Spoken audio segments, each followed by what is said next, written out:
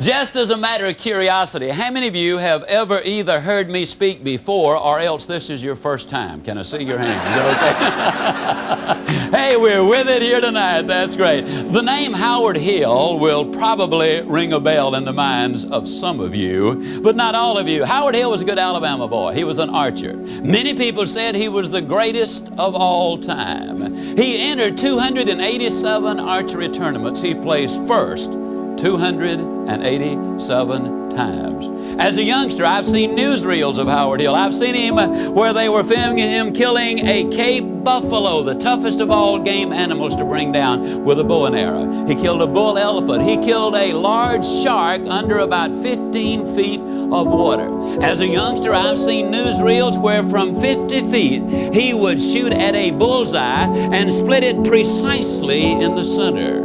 And then he would take his second arrow, and with the second arrow he would split the first one. An amazing demonstration of skill. Now, I have never shot the bow and arrow professionally, but I am an instructor par excellence. I think that's French, which means I'm really good. But I'm not absolutely certain of that. As a matter of fact, I am so good as an instructor of archery that I could spend 20 minutes with any man or woman in this audience this evening, and provided your eyesight is normal and your health is good, at the end of 20 minutes I would have you hitting the bullseye more consistently than Howard Hill could have hit it the best day of his life.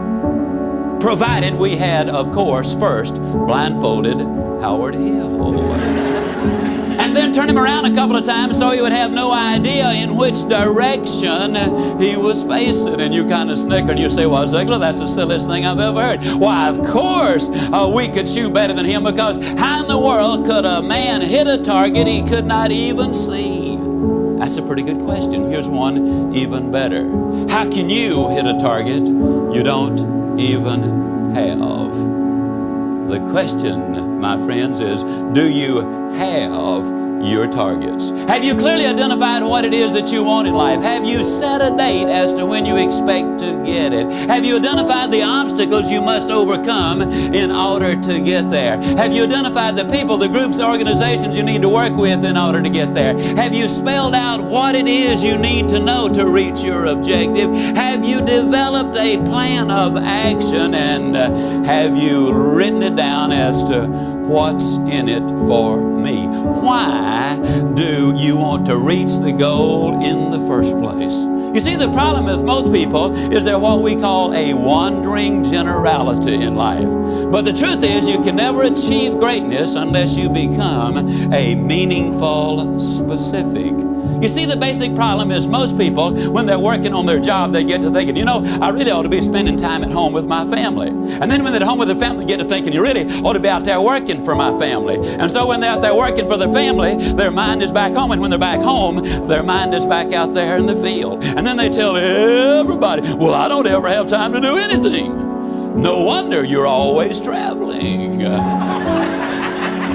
You see, the basic problem is not lack of time, it is lack of direction. We all have exactly the same amount of time, whether we're a millionaire or a pauper. All of us have 24 hours every single day. The truth is, ladies and gentlemen, we must have goals if we're going to do anything. Goals do a lot of things. For example, they enable you to chase the blues away. I've never known anybody who was truly depressed who had specific and long-range goals. And what goals do is they create activity. And you see, activity, as you work towards reaching them, creates the very excitement which you need in order to accomplish or reach your objectives. The psychologists put it this way: logic will not change an emotion, but action will. And as you get busy working towards these dreams of yours, and yes, you absolutely must have your dreams, ladies and gentlemen, and what we're going to do is look at the ways you build a foundation underneath